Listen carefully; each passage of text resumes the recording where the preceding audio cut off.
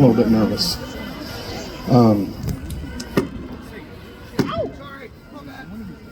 No problem.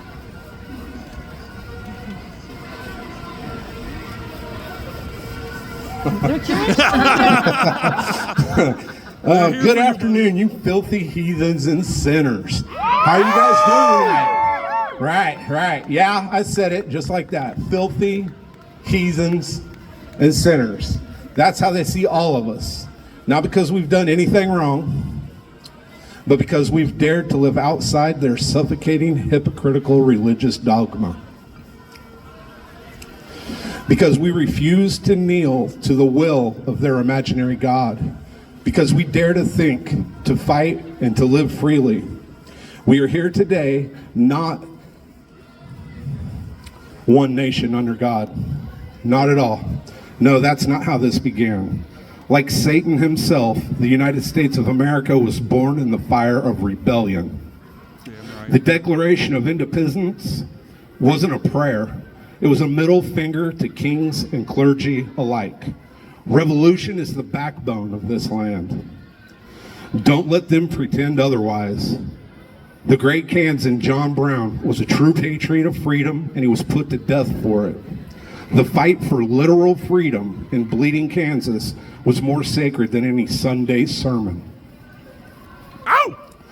Brown took up arms to end slavery while the so-called righteous moral majority clutched their Bibles and stood with the slave owners. Today's Kansas lawmakers are not disciples. They are the ones who would gladly bring the nails to a crucifixion. They don't want liberty and justice for all. They want political control. Control over your body, your identity, your thoughts, even your womb. But we're here as a reminder. Freedom will not be politely requested. It will be demanded. And if imitation Christians get to drag their God into Kansas politics, then all beliefs, yes, even ours, belong here too. This is our Kansas. Let's be clear.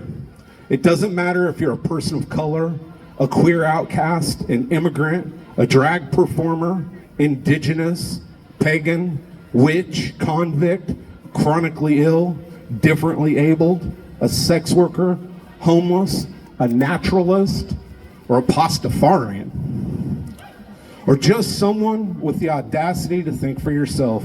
You too are hated by these controlling religious fascists.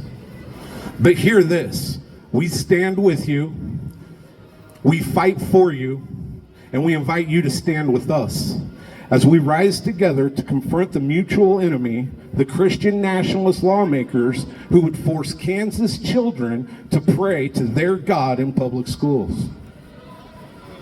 These politicians do not serve any God, they serve themselves, clinging to power while they gut your rights in the name of Christ. So, in the spirit of Kansas's heritage, this is our declaration. Fuck your authority. For freedom, for dignity, for each other, hail Satan. Hail Satan!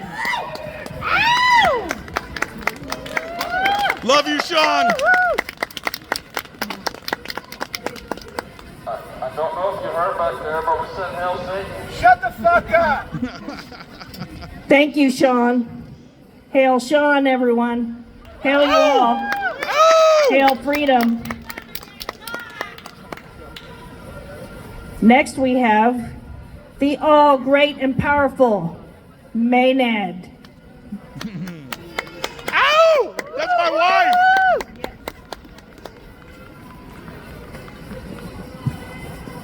Thank you, Rachel. We asked her to MC this like earlier today. And she's like, yes. That's what I like about Rachel. I'm gonna fix a problem here. I wanna make sure I can see it. Yeah. Oh God. This is horrible. I don't wanna be here. But I wrote a speech last night and it probably rambles. And it says the same shit that every person has gotten up here and said. Damn right. Tell us. It's like all our version, but it's the same fucking message. So it's beautiful. But I'm sorry, because we're all going to say the same stuff. Okay. Hi. Love you. Love you. My name is Maenad B. Thank you everyone for being here. We may not be strong in numbers, but every person here is pretty fucking cool. And that means a lot. I am lucky enough to call Michael Stewart my husband. That's kind of weird for me to say because I think marriage is a sham, but regardless, I love that fucking man. Even the chaos that is attracted to him, and I'm grateful to be able to walk by his side. The idea of the Satanic Grotto was hatched nearly a decade ago when we were watching movies on the couch, and it exploded into something so much more profound and challenging and meaningful. We've been able to connect with some amazing folks along the way, each individual helping to push the group forward in their own way. We stumbled into creating a dynamic community, and it's really beautiful, and that's what makes this kind of shit possible. Getting here today was really hard. It was not easy. Like here today, witching hour today. The Kansas state government is guilty of conspiring against us to prevent this event and silence our voices. It is only because we are stubborn and thrive on opposition that I find myself standing here, nervous as hell, getting to share what it took to make witching hour happen. And maybe that will inspire a little rebellion in all of us.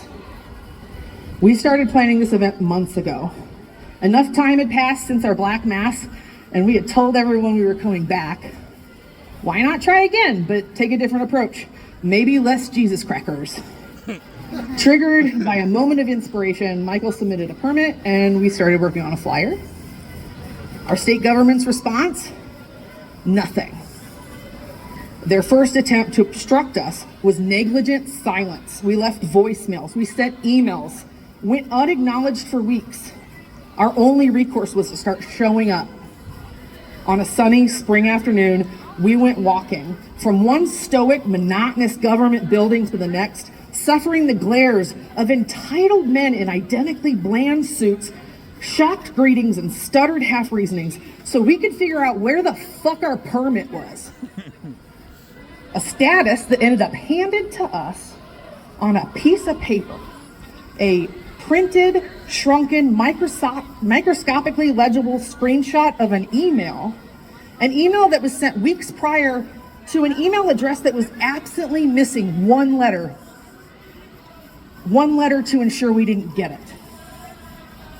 And what did that email say? Our permit could not be approved without additional scrutiny, the potential for additional restrictions, and the approval from the top authority from the Kansas State Office of Administration. We bid farewell to my dearest friend Kathleen in the permit office and headed off to the next building, chasing two names on that piece of paper, neither of which was available. They were locked away behind security doors.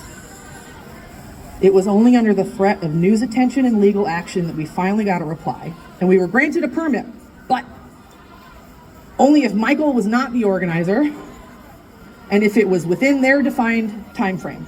And that is why we're calling it Not Quite Witching Hour. This was them imposing their will on us.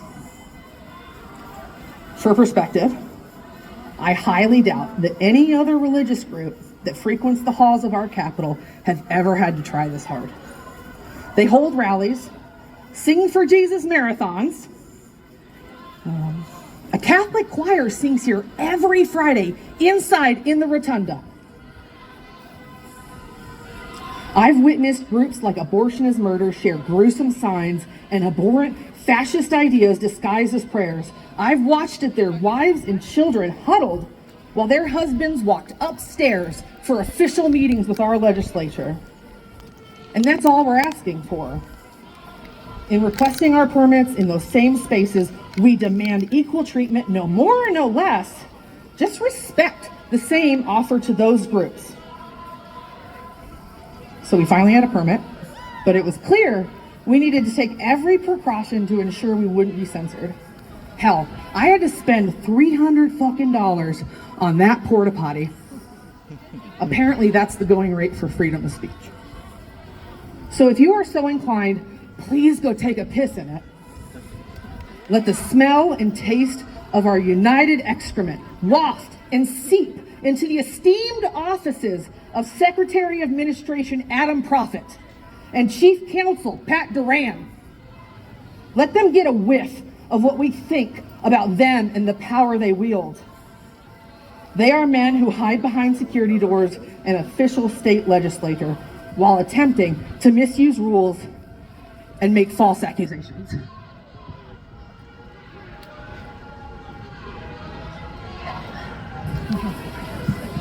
Let them savor our dissatisfaction with their empty righteousness, trying to punish a man who chose to enter the Capitol, the floors littered with praying Christians of all denominations, and dare to read his own prayer.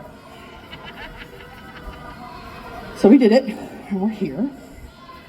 While standing here should feel like a moment of celebration, I'm more filled with fear and dread. This event is bittersweet because it is a drop in the bucket that needs to overflow. The people who need to hear these messages, they're not you. You are different. You chose action over inaction and you showed the fuck up. Thank you. Ow! Ow!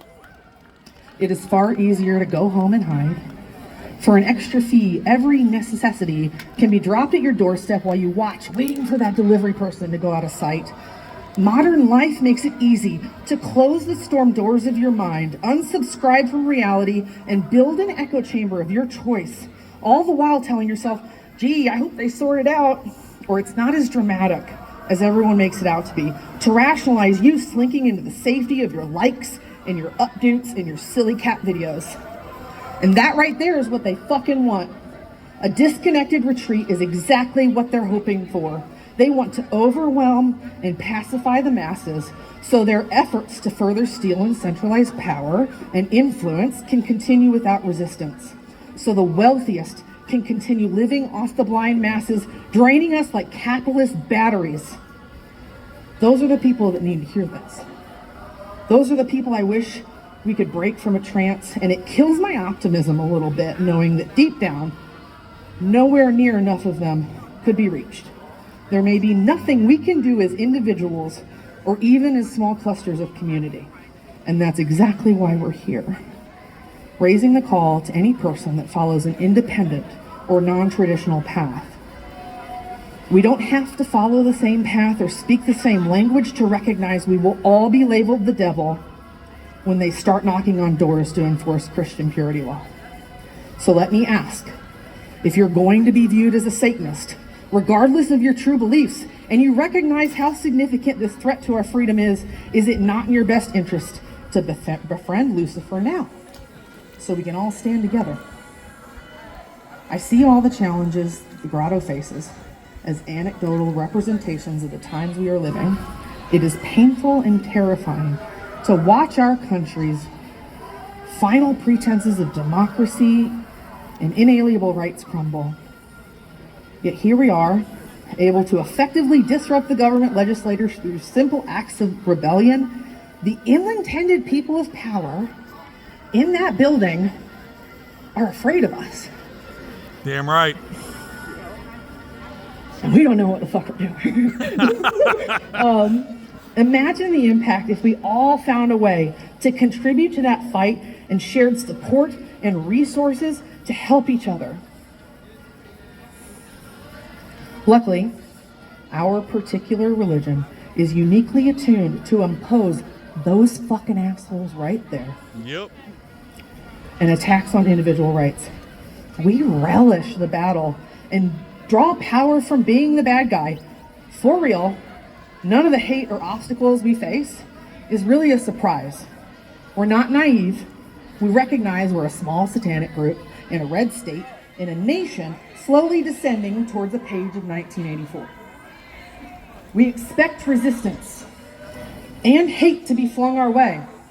In those moments, we know it reveals more about their intentions than it does bring us down. Their failed attempts to stifle us expose their own fears and biases.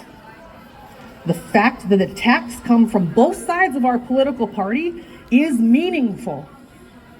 Our religion is a mirror reflecting back to them their lack of character and unspoken motives. Our philosophy of absolute autonomy and embrace of the role of adversary is offensive to anyone who feels they can apply their rights and impose them on others. Our existence is a threat because it implies resistance. Thank you. Hail Satan. Hail Satan!